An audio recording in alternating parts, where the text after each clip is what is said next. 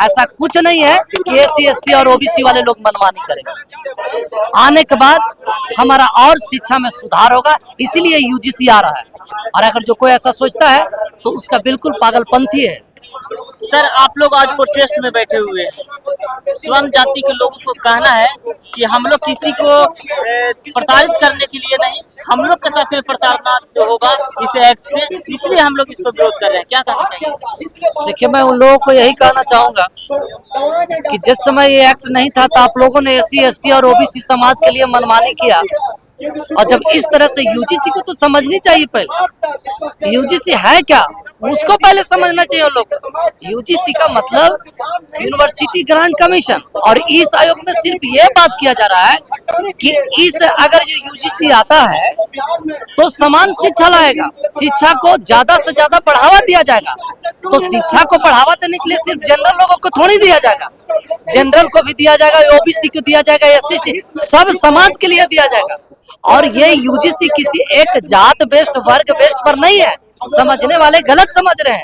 ऐसा कुछ नहीं है कि एससी एसटी और ओबीसी वाले लोग मनमानी करेंगे। आने के बाद हमारा और शिक्षा में सुधार होगा, इसीलिए यूजीसी आ रहा है। और अगर जो कोई ऐसा सोचता है तो उसका बिल्कुल पागलपंथी है। आप उसको पढ़िए कि यूजीसी होता क्या है, लोग समझता नहीं है और बड़बड़ाने लगता है। कुछ लोग कह रहे हैं कि घोड़े के रेस में गधे के दौड़ाने की कोशिश जो किया जा रहा है वो जो आरक्षण के माध्यम से, इस पे क्या करना चाहिए? मैं तो कहता हूँ कि घोड़े के रेस में तो घोड़े जनरल वाले समझते हैं, तो एक मैं काम करता हूँ कि घोड़े के रेस में एक बार गधा को भी दौड़ा करके देख लीजिए एससी एसटी को।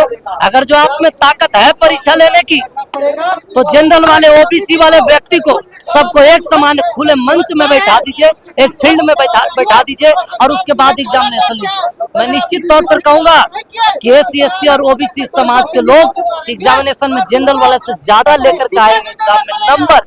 आप उसके बेस्ट आप चुन लीजिए, ये मानना बिल्कुल गलत है।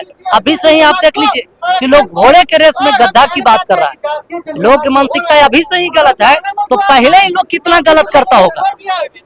जो सरकार एक्शन ले रही है बिल्कुल सत्य ले रही है।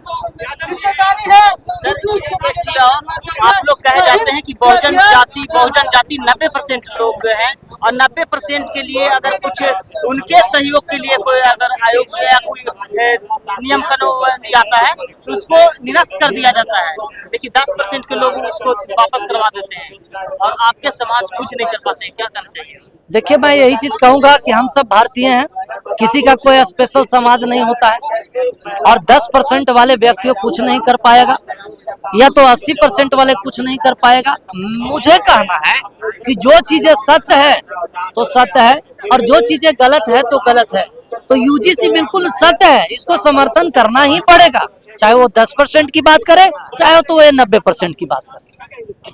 आपके बिहार के बड़े बड़े नेता हैं जो दलित समाज के हैं, इस पे कुछ नहीं बोल रहे हैं, क्या कहना चाहिए? देखिए, अभी वो लोग नहीं बोल पा रहे हैं क्योंकि सत्ता से उसको हटना है।